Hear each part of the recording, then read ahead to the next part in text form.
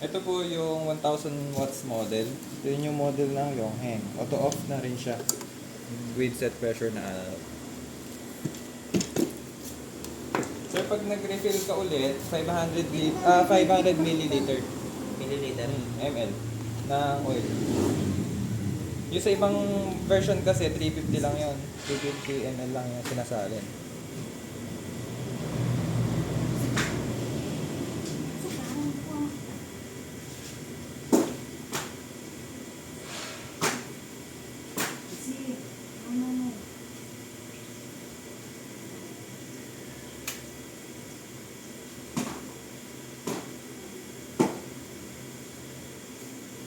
Ito sir, model na to, direct lang to sa PCP, sa airgun. Hindi siya pwede ipang refill ng SCBA tank.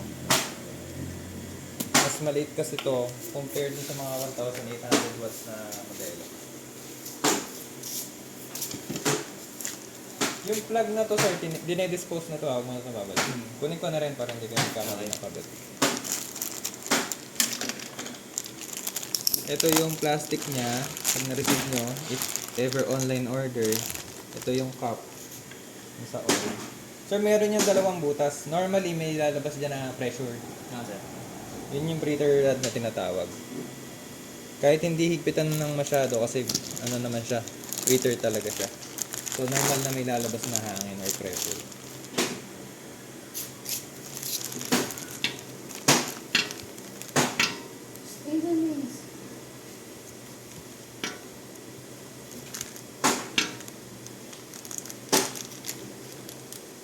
Sir, ito kahit isa yung gamitin mo, okay lang. Isang banded seal lang. Lagay mo lang dito. Ayan. Tapos, kabit mo na siya dito. Tanggalin mo lang yung red na plug.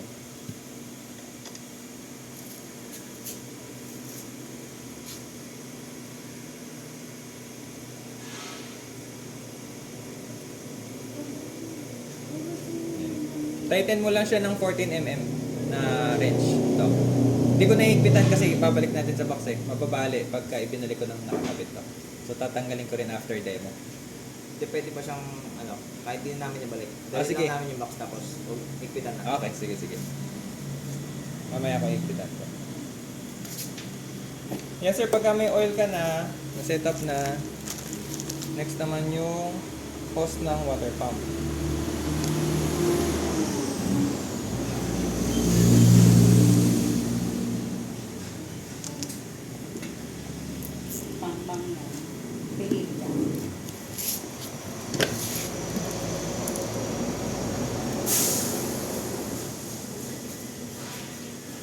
Dito sir yung in, ito yung out, pero circulating lang siya, walang dinidispose na tubig para hindi hindi aksayado sa tubig. Yung nasa baba niya, dyan nyo naman ikakabit yung water pump. Water pump nandito sa may white na box. Yan, sulpak nyo lang dito.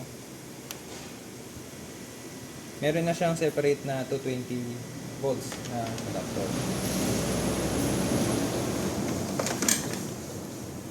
Sir, di ka tatagalan ng saksa kasi mas sulit to. Kailangan may tubig siya. Yan. Pagka gumagana siya, nagbabibrate. Tapos ito sir, check mo rin. Baka kasi minsan masasarado. Tulad niya, naka-half close na siya. Yan. Yan, nakasarado siya. Ganyan. Fully open dapat. Yan, ganyan. Ito naman, nasa pinakailalim to ng timba. Yung sa makakasipsip siya ng tubig. May suction fit naman yan. May limit ba yung tubig, sir? Ang sinasuggest ko sir, konting-konti lang ng tubig hanggang dito lang. Okay. Tapos yung yellow mo, mas marami. Ako, ginagawa ko, crush ice, mas marami. Tapos nalagyan ko ng tubig hanggang dito. Kailangan may yellow talaga. Pwedeng meron, pwedeng wala. Pero ako kasi sir, sinasuggest ko dun sa magtatagal yung unit mo. Pwede ka naman hindi gumamit ng yellow. Pero usually, abutin ka ng mga 60 plus na temperature. Depende sa lamig ng tubig na nilagay mo. Okay. Sa kung anong oras. Pagka mga bandang umaga, malamig-lamig pa yung tubig. Depende. Ito naman yung 220 na cable niya. Sir, kailangan 220 volts ha.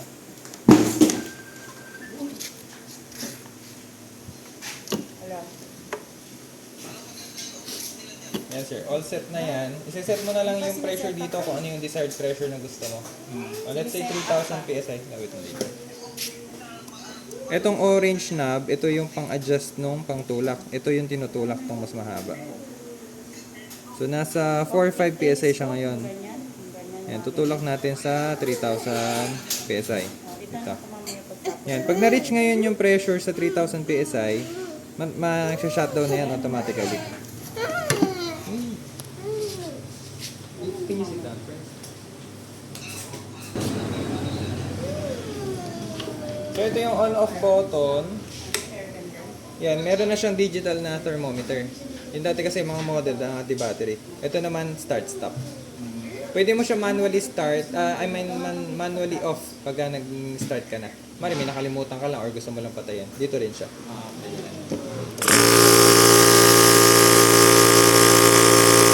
Yan. 5 minutes muna na break-in. Wala ka muna kakargahan. Kaya mo lang muna siyang tumatakbo ng 5 minutes. Pero huwag kang magpapaabot ng 48 degrees Celsius. Max mo is 47. Ito. Kaya namin nilagyan ng tubig. Para hindi siya umabot. Though sa manual kasi is parang 60 or 70. Eh kasi mas magpe-preserve mo yung lifespan ng unit mo kung hindi ka mag-overheat. Kailangan nakakonect na siya sa tubig, sir. Before ka magpaandar, lahat yan naka-setup na. Ito kasi sir, basta kinonect mo yan sa tubig, lalamig na to eh. So bababa na to naturally.